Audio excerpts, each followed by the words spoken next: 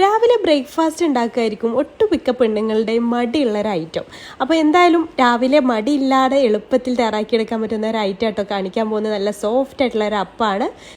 1/2 cup ചോറും 2 cup അരിപ്പൊടിയും, nice പത്തിരിക്കൊക്കെ എടുക്കുന്ന അരിപ്പൊടി കേട്ടോ, 1/2 കപ്പ് തേങ്ങ ചിരിവിയതും, 1/4 ടീസ്പൂൺ ഈസ്റ്റും, 1 ടേബിൾ സ്പൂൺ പഞ്ചസാരയും, 1/2 ടീസ്പൂൺ ഉപ്പും ചേർത്തിട്ട് നന്നായിട്ടൊന്ന് മിക്സ് ചെയ്തെടുക്കുക.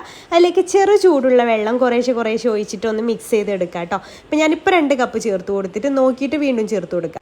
പിന്നെ ഞാനൊരു 2 ടേബിൾ സ്പൂണോളം വീണ്ടും ചേർത്ത് കൊടുത്തിട്ടുണ്ട്. ഇനി ഇത് അരച്ചെടുക്കാം, നല്ല ഫൈനായിട്ട് അരച്ചെടുത്തിട്ട് ബാക്കി വേണമെങ്കിൽ പിന്നെ ചേർത്ത് കൊടുക്കാം. അപ്പോൾ ഞാനിത് അരച്ചെടുത്തിട്ടുണ്ട്.